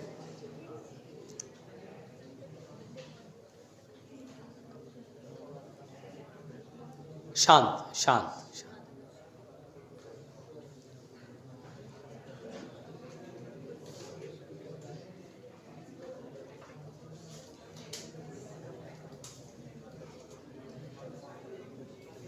आराम से, छोड़ दो, मिटा दे। चलो ध्यान दो बच्चों। लोग बोलेंगे कि सर ये बनेगा कैसे, सर ये बड़ा कॉम्प्लिकेटेड सा लग रहा है। मुझे तो नहीं लग रहा है। अच्छा चलो इस ट्रायंगल को देखो, बड़ा वाला ट्रायंगल दिखाई दे रहा है। चलो tan थीटा क्या परपेंडिकुलर अपॉन बेस होता है? अच्छा देखो ये कितना है, जल्दी बताओ बच्चों। 10 और अपॉन बेस 2, क्या बात है, बराबर tan थीटा। इसमें बताओ y अपॉन, अरे बोलो बोलो, क्या बात है, इन दोनों को इक्वेट करो। 2 5 जा 10, क्या y की वैल्यू निकल के आ गई 5 इंटू 7 माइनस। सर क्या लेके आए हो सर, ये y आया x के टर्म में, कमाल करते हो, ये कोई आसान थोड़ी ना है। कोई बात नहीं बच्चों, घबराओ नहीं, मैं हूं ना। अच्छा ये एरिया कितना होना चाहिए, जल्दी बताओ। पता ही नहीं पड़ रहा है, बोले क्या, 7.5। ये तो 10 पकड़ चुका है, ये 7.5। ये एरिया निकालते हैं। देखो ये एरिया में कैसे चालाकी करूंगा। हाफ मैं बड़े ट्रायंगल के एरिया में से छोटा ट्रायंगल का एरिया घटा लूंगा। हाफ बेस, बेस कितना है 2 इंटू 10 में से घटाऊंगा ये वाला area, half base into height. आराम से जाना, 7 माइनस एक्स और हाइट क्या है y, और y की वैल्यू 5 इंटू 7 माइनस एक्स। बोलो सही लिखा, स्क्वायर करा, सही करा ना। बार बार लिखूं क्या 7 माइनस एक्स, तभी मन को तसल्ली मिलेगी क्या। 2 से 2 कैंसिल, क्या ये 7.5 है? सर क्या बना रहे हो सर, इतना लो फील क्यों करते हो आप लोग। 5/2 7 माइनस एक्स का, मुझे x निकालना है ना। क्या मैं इसको उठा के इधर ले आऊं, इसको उठा के इधर, 5/2 इसको 2.5 कर लेता हूं, अच्छा लगेगा। 7 माइनस एक्स का होल स्क्वायर, ठीक है, और ये इधर जाएगा, क्या 2.5 होगा, 2.5 से 2.5 कट जाएगा। समझ में आ रहा है। इधर क्या होगा, 7 माइनस एक्स का होल स्क्वायर बराबर 1।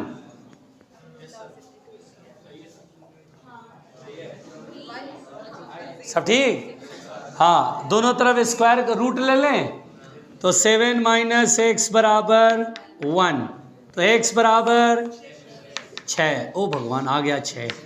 इसी को तो ढूंढ रहा था, उसी को तो ढूंढ रहे थे इतने देर से, भगवान कहाँ खोए हुए थे तुम। लेकिन डिजाइनिंग इस तरह से है कि आपको इसको पूरा सॉल्व करने की ज़रूरत, हाँ, लेकिन किसी की इच्छा होती है ना कि सर सिखाई तो कैसे करेंगे। मैं इसको एक अच्छे प्रश्न की कैटेगरी में रखूँगा। नॉर्मली ऐसा क्वेश्चन प्रैक्टिस होने पर, यानी आपका माइंड ग्रो कर गया है, इसलिए आप बेटा इस क्वेश्चन को घर पे एक बार दोबारा से प्रैक्टिस कीजिएगा और ज़रा ये सोचिएगा कि मैंने ऐसे क्यों किया, मुझे कहाँ प्रॉब्लम आई थी कि मैंने ये अप्रोच करा, ये रास्ता अपनाया। आप खुद भी फंसेंगे तो वहीं पर बोलेंगे अच्छा इस मोड़ पर आने के बाद रास्ते बंद हो जा रहे हैं और एक ही रास्ता नज़र आ रहा और वो है जो सर ने दिखाया था। आप खुद आएंगे वहाँ पर। आराम से, डरना नहीं बच्चों, सुप्रीम कोर्ट अंदर का जाग रहा होगा।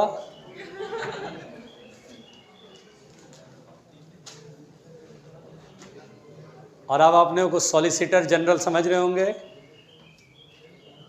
नहीं समझ में आता है, सरकारी वकील सरकारी वकील।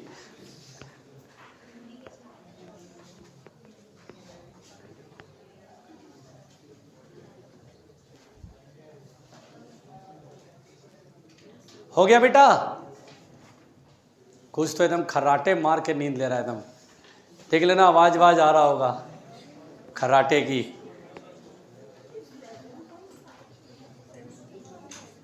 मिटाएं?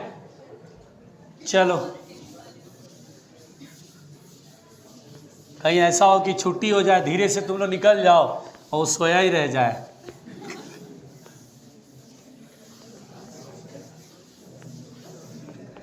देखिए नेक्स्ट क्वेश्चन बच्चों, ध्यान देना। भाई छोड़ दो। अरे मनोज कुमार सिंह, केवी तुमको मार रहा है बेटा। केवी हंसते हंसते वो गिर भी जाएगा ना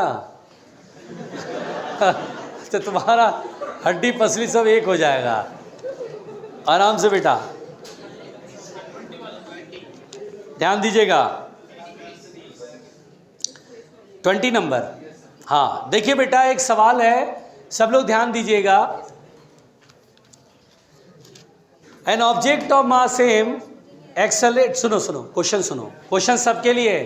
क्या ये क्वेश्चन सिर्फ उन्हीं का है? नहीं भाई, क्वेश्चन सबका। हाँ बिल्कुल, अपना समझ के चलना, अपनापन फील होगा तभी समझ पाओगे। एक ऑब्जेक्ट है जिसका मास सेम है, एक्सेलरेट्स फ्रॉम रेस्ट, यानी u बराबर 0, और ये यूनिफॉर्मली एक्सेलरेट करता, ध्यान देना, to a speed of v final. और बेटा ये v फाइनल की स्पीड गेन कर लेता है इन टाइम t। अच्छा, एक्सेलेरेशन नहीं दिया है लेकिन डेटा सब दे दिया है, तो निकाल लेते हैं ना। क्या फर्स्ट इक्वेशन से वी एफ बराबर u plus A T, u 0 acceleration है इंटू टी। जहाँ पर मुझे एक्सेलेरेशन की जरूरत होगी वहाँ वी एफ अपॉन टी लिख देंगे। अच्छा ठीक। अब बोलता है then the instantaneous power deliver to the object as a function of time. तो बोलता है किसी टाइम टी पर इंस्टेंटेनियस पावर। अब समझ के चलना बेटा कि एक्सेलेरेशन इतना है। अब क्वेश्चन फिर से सोचो, एम मास का ये बॉडी, इनिशियल वेलोसिटी 0, अगर मैं बोलूं कि इतना एक्सेलेरेशन है तो टी टाइम बाद जो वेलोसिटी मान लीजिए v आया, ये v निकाल सकते हैं क्या? v बराबर u प्लस ए टी, तो v बराबर u 0, u तो 0 हो गया, और ये टी एफ है, ये कितना है बेटा? टी एफ है, और टी टाइम पर वेलोसिटी निकालनी है। u प्लस ए टी में a की वैल्यू कितना है? वी एफ अपॉन इंटू, क्या हमने v निकाल लिया? तो बोलता है पावर निकालो इस इंस्टेंट पे, इस इंस्टेंट पर, यानी एवरेज पावर है। अच्छा, इंस्टेंटेनियस पावर, तो P बराबर क्या होगा? F into V cos 0 degree 1, F की वैल्यू M इंटू A, और A कितना है? V F upon T F, और V की वैल्यू ये है ना, V F upon T F into T, ये दोनों स्क्वायर हो जाएगा ना पावर में, तो M we F upon T F का स्क्वायर इंटू टी। लो जी, हो गया जी। नहीं आया समझ में? तो ये जो शब्दों का जाल था वो फंसाया यहाँ पर कि टी एफ के बराबर वी, बाद वी एफ गेन कर लिया तो टी टाइम पर पावर बताइए। बस बात समझ में आई? सवाल आसान था, लिखिए, बता रहा हूँ। बिल्कुल बिल्कुल बिल्कुल, आपकी ही सेवा में, आपकी ही सेवा में।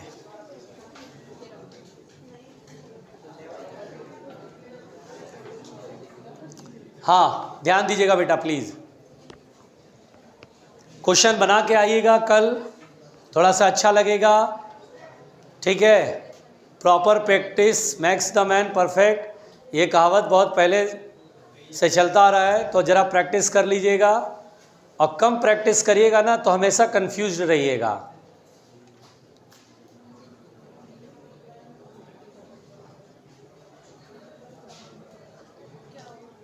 मिटाए?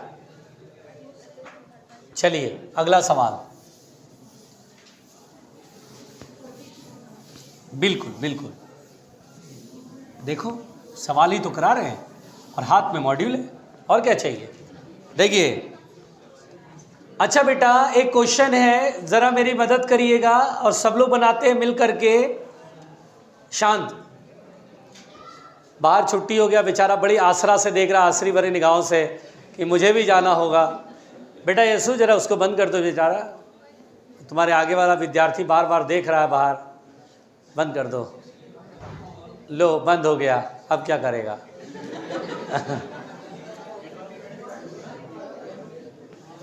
होता है भाई, आशा भरी नजरों से तो देखते हैं ना बाहर की तरफ। मैं भी तो इन्हीं रास्तों से अब जाने वाला हूँ थोड़ी देर में। देखिए देखिए, शांत शांत, क्वेश्चन समझिएगा। A body of mass 2 kg is move from point A to point B, यानी बेटा एक बॉडी है जिसका मास है 2 kg और उसे ए से बी तक ले जाया गया। सुनेगा ध्यान से। तो body of mass 2 kg is move from point A to point B by an external agent in a conservative force field, यानी बेटा यहां से यहां तक ले जाया गया, एक्सटर्नल एजेंट इसको उठा के ले गया और यहां पर कंजर्वेटिव फोर्स लग रहा है। यानी कंजर्वेटिव फोर्स, जैसे सपोज दैट कोई ग्रेविटी है, जैसे मान लीजिए ब्लॉक है, इसको इस हाइट तक उठा के ले जा रहे हैं, तो क्या है ग्रेविटी के रीजन में हम उठा के ले जा रहे हैं? अरे ग्रेविटी नीचे नहीं पुल कर रहा है और हम उठा के ले जा रहे हैं, तो हम कौन से फील्ड में? ग्रेविटेशनल फील्ड में है। ये जो कंजर्वेटिव फोर्स का जो रीजन होता है ना, जिसमें कंजर्वेटिव फोर्स लगता है, उसे कंजर्वेटिव फील्ड कहते हैं बेटा। तो कंजर्वेटिव फील्ड का मतलब कंजर्वेटिव फोर्स लग रहा होगा और आपने अपना फोर्स लगा के बॉडी को खिसका के ए से बी तक लेके आए। सुनाई दे रहा है ना मेरे शब्द वब्द ठीक है ना, समझ में आ रहा है ना? हाँ, अब देखिएगा, अब बोलता है the velocity of the body at a point is 5 metre per second. जब ये ए पर है तो वेलोसिटी 5 मीटर पर सेकेंड है, और बी पर जब ये है तो 3 मीटर पर सेकेंड है, ठीक है। और बोल रहा है यदि work done by external agent -10 joule है, बोल रहा है बेटा work done by external agent -10 joule है, तो बताना है change in potential energy between A and B कितना होगा। यानी अगर एक्सटर्नल एजेंट ए से बी तक ले जाने में वर्क किया -10 जूल, तो चेंज इन पोटेंशियल एनर्जी। तो अगर आपको याद हो, मैंने जब एक्सटर्नल एजेंट से वर्क समझाया था तो मैंने बोला था एक्सटर्नल एजेंट से work change in mechanical energy के इक्वल होता है। ये एक बार बहुत पहले बताया था। स्लोली डिस्प्लेस होता है तो only change in potential energy के इक्वल, और वैसे अगर स्पीड में चेंज दिख रहा है तो work done by external agent change in mechanical energy, यानी डेल्टा यू प्लस डेल्टा के। अब देखिए ध्यान से, work done by external agent कितना बच्चों? -10। तो यहाँ -10 लिखेंगे। क्या मुझे डेल्टा यू निकालना है? अच्छा, डेल्टा के क्या होगा? इनिशियल माइनस फाइनल या फाइनल माइनस इनिशियल? हाँ, डेल्टा के मतलब चेंज इन काइनेटिक एनर्जी, और चेंज इन काइनेटिक एनर्जी रचित, चेंज इन काइनेटिक एनर्जी रचित क्या होता है? रचित क्या होता है? अब देखो तुम्हारा वो इंस्टाग्राम खुला हुआ, बगल वाला तो प्रोफाइल देख रहा है तुम्हारा, अब उसे जल्दी जल्दी बंद करो। तो मोबाइल नहीं चला रहे थे, ऐसा मुंडी नीचे करके आदमी ऐसे करके ऐसे करता है, तो ऐसे मोबाइल ही करते हैं दिखता है यार उसको। तुम बेटा अभी बंद कर लो, तुम लोग पढ़ने लिखने वाले बच्चे हो, तुम लोग मोबाइल चलाओगे। अब ध्यान दीजिए, अब यहाँ पर बेटा ठीक किया मैंने यहाँ तक। अब देखिए डेल्टा यू निकालना है, तो डेल्टा यू बराबर -10। क्या माइनस का एनर्जी इधर आएगा तो प्लस हो जाएगा, और के फाइनल ऐसे सही लिखा ना मैंने? अरे यार ये माइनस इधर है तो प्लस, और प्लस इधर आएगा। चलिए अब काइनेटिक एनर्जी इनिशियल और final, we are smart people, ऐसा मैं मान लेता हूँ। क्या हाफ एम कॉमन हो जाएगा? इनिशियल स्पीड का स्क्वायर माइनस फाइनल स्पीड का स्क्वायर, सही लिख रहा हूँ? चलिए -10 प्लस मास कितना बेटा जल्दी बताओ? 2। क्या बात है। और इनिशियल कितना स्पीड है? 5। 25 माइनस 9, क्या बात है। 25 में से 9 गया, 25 में से 9 गया 16, और 16 माइनस 10 6 जूल का पोटेंशियल एनर्जी चेंज। मिलाते हैं आंसर 6 जूल। अच्छा बताओ, ये पूरी कहानी समझ में आई? अगर आप कंसेप्चुअली स्ट्रांग है ना तो आप गलत नहीं करेंगे। बहुत बच्चे गलत कर जाते हैं डेल्टा के को लेकर के फाइनल माइनस के इनिशियल। हाँ बोलो, तुम्हें परेशानी किस बात की है? ज़्यादा होने से परेशानी है आगे चल के कम हो गया ये परेशानी है? हमेशा डेल्टा के आंख मूंद करके याद कर लो, के फाइनल माइनस के इनिशियल। चाहे फाइनल छोटा हो कोई दिक्कत नहीं, इनिशियल बड़ा हो या इनिशियल छोटा हो, फाइनल बड़ा, कोई दिक्कत नहीं, जो वैल्यू रखो आंसर आएगा। बिल्कुल आ रही बात समझ बेटा? अगली बात, अभी क्लास नहीं छोड़ रहा हूँ। कितना टाइम हो रहा है अभी देखना जरा। देखो उनसे तो जब पूछो तब हो जाए। आधा घंटे अगर पहले पूछे तो हो गया सर। उन्हें तो बस आधा घंटा पढ़ा के पूछो टाइम हो गया, हाँ हो गया सर। हाँ देखिए एक सवाल है, देख लीजिए, सुन लीजिए। अरे सुनो, अच्छा मैंने देखा है कि जैसे क्या था, मैं देखा इन दिनों, जैसे मैं इस बात को फील करता हूँ कि जैसे क्या होता था, हम लोग जैसे पहले के बैचेज पढ़ाते थे, target batches, medical target batches, तो पहले के बच्चे बहुत ज़्यादा इंटरैक्टिव होते थे, मतलब वो कंसर्न होते थे सब्जेक्ट को लेके, पढ़ते ज़्यादा थे, क्वेश्चन ज़्यादा पुटअप करते थे, बाहर घेरते थे कि सर ज़रा सवाल बताइए। तो इस तरह से एक पूरा रहता था। आज की तारीख में माहौल ऐसा बना हुआ है, आप लोग जैसे इतना डीमोटिवेटेड हैं, इतना एनर्जेटिक मतलब है ही नहीं, बिल्कुल लो लेवल पे हैं, जैसे लगता है आप दूर भागना चाहते हैं। लेकिन एक बात जान लो बेटा, जिस दिन फेलियर होता है ना, उसके बाद जो माहौल बनता है, जो सामना करना पड़ता है हालात का, वो बहुत बुरा होता है। और देखिए एक बात मैं और उधर वाले बैच में भी बोल रहा था, जो उधर कैप्सूल कोर्स वाले बैच में भी चल रहा था, तो मैं उन्हें बोल रहा था कि देखो भाई, अब तो पढ़ाई उस हिसाब से सोच के चलो कि तुम एक रैंक होल्डर की तरह पढ़ाई करो। रैंक होल्डर इसलिए क्योंकि यार जैसे तुम आज नीट 2021 जैसे किसी बच्चे ने निकाला उधर से, अब उसका आया 14,550, तो ये ना 10 साल बाद जब तुम एक कहीं बैठोगे, डॉक्टर्स के बीच में बैठोगे, या कोई फैमिली पार्टी फंक्शन या कोई बड़े से लेवल में जाओगे, तो वहाँ आपसे पूछा जाएगा व्हाट वाज योर रैंक, तो आप बोलेंगे 14,550, तो सुनते ही सामने वाले के दिमाग में इंप्रेशन जाएगा कि ये बैल है, ये बैल था और लगता है बैल ही है। लेकिन जो रैंक होल्डर होता है, जैसे मेरा 521 रैंक था, अरे यार नीट में ऑल इंडिया रैंकिंग 521, अरे गजब यार, बहुत बढ़िया। तो ये जो एक होता है ना कि ज़िंदगी भर इसे तुम्हें लेके चलना है, ये जो तुम रास्ता अपनाए हो, इसमें कैरियर में जो अचीवमेंट है तुम्हें ज़िंदगी भर लेके चलना है। ये थोड़ी ना है कि बस इस साल हो गया, लोग भूल जाएंगे, फिर बातें नहीं होंगी, बातें होंगी। तो तुम्हारा जो रैंक होगा वो तुम्हारे साथ ज़िंदगी भर अब चिपक गया। जैसे 10th 12th के मार्क्स ज़िंदगी भर चिपक जाते हैं ना, और शायद 10th 12th बहुत ज़्यादा यूज़फुल नहीं होता है, आगे तो रैंक होता है कि भाई रैंक आपने क्या निकाला, कॉलेज क्या आपका। आप जानते हैं बहुत जगह क्या होता है, जब डॉक्टर्स अपने सेम सेशन जो है सेम बैच के लोगों से मिलते हैं, तो अक्सर रैंक से ही बुलाया जाता है, अरे यार 2021 का वो नीट में यार 521, 617 नंबर, और 14,550 वाले तो पहले उस कॉलेज ग्रुप में रहता ही नहीं है, वो तो रहेगा शाहजहाँपुर, जहाँ बैल गोबर करते हुए निकलते हैं, उसी खेत वेत से वो जाएगा बेचारा। ठीक है, तो ऐसी स्थिति है। तो आप ऐसा क्यों सोचते हैं यार, अभी इस टाइम पे क्या था, बहुत ज़्यादा मोटिवेट हो गए, सिंसियरली पढ़ना चाहिए था, और आप इतना डीमोटिवेटेड है, इतना लो एनर्जी पे चल रहे हैं कि ऐसा लगता है सिलेक्शन वाला, अगर मेरे से कोई पूछे, बात होती है कि सर इस बैच से लगता है कि कोई बच्चे सिलेक्शन देंगे या अच्छा रैंक वैंक का कुछ है सीन, तो मैं बोलता हूँ अभी अनप्रिडिक्टेबल है। क्यों? तो कोई बच्चे इतना लो एनर्जी फील करते हैं, हर वक्त लो एनर्जी होती है, एटलीस्ट फिजिक्स की क्लास में तो यही है, लो एनर्जी फील करते रहते हैं। अब वो लो एनर्जी का मतलब ये नहीं कि लास्ट पीरियड, ये सब एक्सक्यूजेज है बेटा, ये सब एक्सक्यूज़ है, सब गलत बात है, ये सब आप अपने बहाने ना पढ़ने के हैं कि लास्ट क्लास है, थक जाते हैं। अब क्या थक जाते हैं भाई, जितना कोर्सेज है उससे, कभी जो मेडिकल कॉलेज में पढ़ रहा है उससे सिलेबस पूछना कि कितना सिलेबस है, उसका सुन करके तुम्हारा खोपड़ी ख़राब हो जाएगा, इतना सिलेबस, और यह ज़रा सा सिलेबस है, ज़रा सी फिक्स पैटर्न की बातें, लेकिन फिर भी लोग डीमोटिवेटेड। तो आप अगर ये हालत रहेगा तो जाहिर सी बात है MBBS के लायक नहीं है आप अगर लायक होंगे तो इसका मतलब ये छोटी छोटी चीज़ें आप बहुत अच्छे से कर पा रहे होंगे ना, और जो कर लेगा वो आगे का सिलेबस जो हैवी है उसको लोड को भी झेल पाएगा। अब आप यही लोड नहीं झेल पा रहे हो तो आगे का लोड नहीं झेल पाओगे, तो ऑब्वियसली आपका नहीं होगा सिलेक्शन। तो इसलिए बहुत ज़रूरी बात है कि आप थोड़ा मोटिवेट होइए। और जनवरी का महीना चल रहा है भैया, आगे जैसे जैसे टाइम नज़दीक आएगा और ज़्यादा पढ़ाई करनी है, बहुत सारा सिलेबस है, पढ़ाना है, और आपको और ज़्यादा इनर्जेटिक बनना है। लेकिन ऐसे फिजिक्स में कोई परफॉर्मेंस नहीं है, कोई परफॉर्मेंस नहीं है।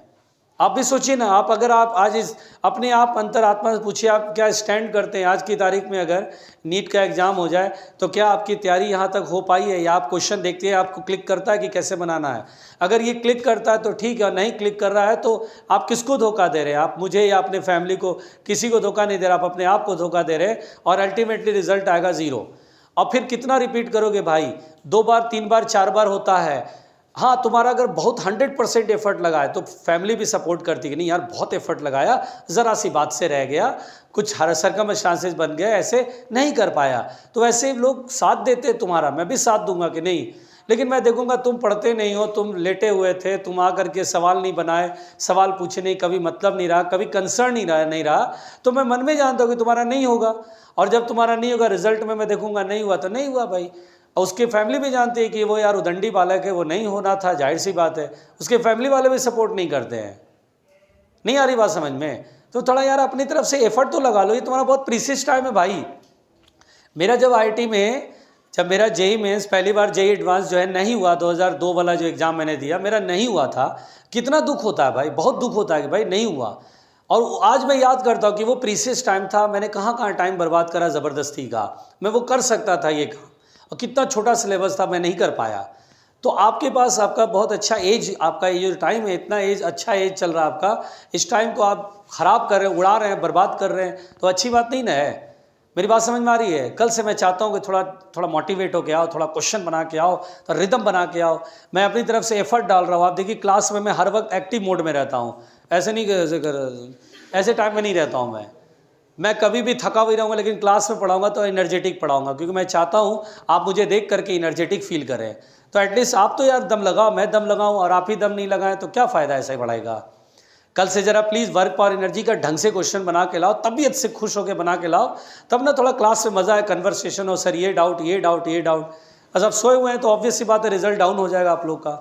ठीक है, चलिए इतना ही लेक्चर काफ़ी है, कल ही देखते हैं, करके आना ठीक से।